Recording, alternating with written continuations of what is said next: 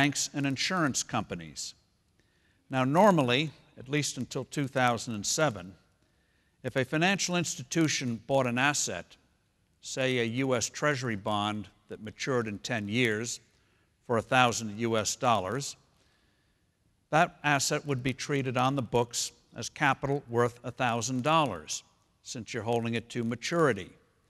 So even though the price might fluctuate in that 10-year period, in terms of how it's valued for capital of an institution, it would remain at $1,000, unless, of course, you sold the asset for a gain or a loss, or the asset actually became impaired, that something went wrong with it. Only then would you change the book value of it.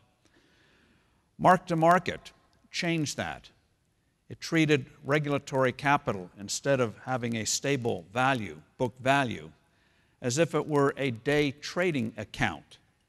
In other words, you would change the value of the asset depending on market conditions, even if you're holding that asset to maturity.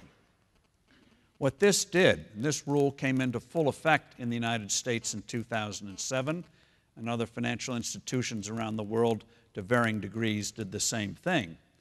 What mark-to-market accounting did with financial institutions was turn the equivalent of a flood into a tsunami. If we had had mark-to-market accounting in the early 1990s, we would have destroyed most of the major commercial banks in the United States. The same is true in the early 1980s. In the United States, mark-to-market accounting was banned in 1938 in the Great Depression, precisely because it was pro-cyclical. It was unnecessarily putting pressure on financial institutions that were facing enough pressure given what was happening in the economy. So, as a result of mark-to-market, you saw these financial institutions take even larger losses than were warranted by those subprime mortgages and other suspect assets. If you look at the actual write-downs, write-offs of financial institutions, most of those write-offs are book losses, what I would call artificial losses, not actual cash losses from impaired assets.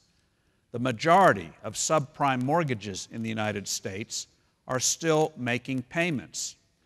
Nonetheless, auditors and regulators, until recently in the United States, told these banks, keep marking down the value of your capital. What that means is when your capital has to be marked down, reduced in value, you must then go out and raise new capital, or else you become insolvent. So these institutions went in a death spiral. They had these book losses. They had to raise more capital.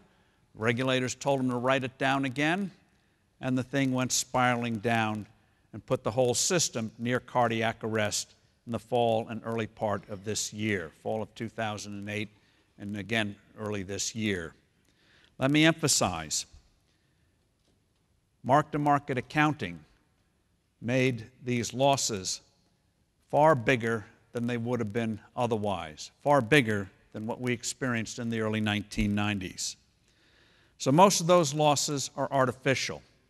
Now, there are two big problems with mark-to-market accounting. One is conceptual.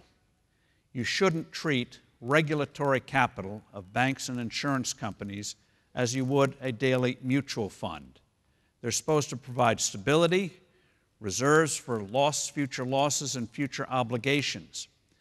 Alan Greenspan, the former head of our central bank, who made many mistakes, catastrophic mistakes, did get one big thing right in the early 1990s.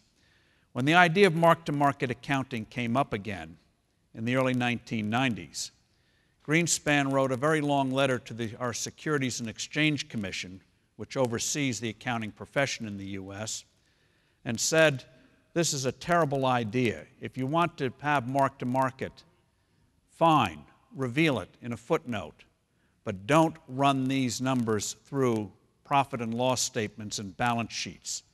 You'll just have a pro-cyclical impact, giving more artificial capital on the upside than destroying it on the downside.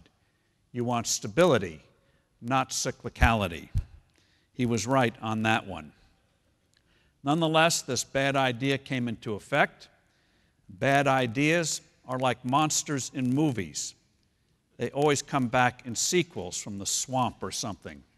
So this one, which was banned in 1938, came back in full force in the early part of this decade and was made formal by our Financial Accounting Standards Board in 2007.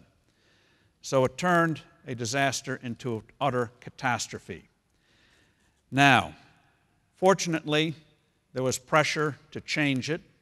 Our U.S. Congress, when they learned about the devastating impacts of mark-to-market accounting, started to put pressure on the profession to change this. In March of 2009, there were hearings held in the U.S. Congress. They brought in representatives from our Financial Accounting Standards Board and our Securities and Exchange Commission, and to use the vernacular, absolutely beat their brains out. Said, this is foolish, you must change it. The accountants said to the congressman, well, we'll think about it, and maybe in a few months we'll change it. The chairman of that congressional committee said, you will change it in 2 weeks, right? The man looked startled. The chairman said it again, you will change this rule in 2 weeks, won't you? The accountants finally got the message. And that is when, after that hearing, is when the U.S. financial markets and the U.S. stock market rallied. As you know, back then, the S&P 500 was about 666. After that, it started to rally when it became clear this devastating rule would be changed. And in early April, it was formally changed. It was a mild reform, but at least it stopped the bleeding. And that's when financial stocks took off in March and April from very low bases, but they rallied substantially. Bank of America was down to $2 to $3 a share. Now it trades at about $15, $16 a share, far lower than it was a year or two ago, but far better than it was earlier this year. Now, there are two other mistakes made. I hate to bore you with these mistakes, but they are critical to understanding where we're at and where we go from this crisis.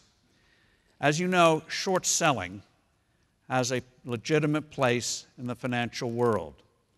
You borrow an asset or you borrow a stock and you sell it and you hope you buy it back at a lower price. Short selling's been around forever.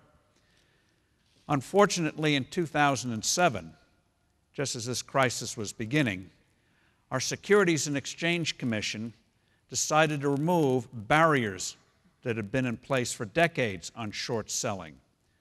One barrier is called what we call in the U.S. the uptick rule. And that is the rule, this goes again to the Great Depression in the United States. The uptick rule says that before you can short a stock, before you can short an equity, the price of that stock must first go up. Hence the name uptick. Must move up before you can short sell it. In 2007, the SEC removed that uptick rule. So you didn't have to wait for a stock to go up. You could just hammer it all the way down. Then the SEC, for reasons I still do not fully understand, decided several years ago not to enforce the rule, and this will sound like sexual connotation, but what they call naked short selling. In naked short selling, you don't bother to borrow the stock of a company. You just sell it, even though you don't possess the shares. So therefore, theoretically, you could sell more shares of a company than actually exist. The SEC did not enforce the rule against naked short selling. Let me say it again. In short selling, you have to borrow the shares, then you can sell them. But these short sellers did not borrow the shares, they just sold them. So it'd be the equivalent of you calling a broker in the United States and say, sell 100 million shares of IBM. Do you own the shares? No, sell them anyway. Or calling your realtor and say, sell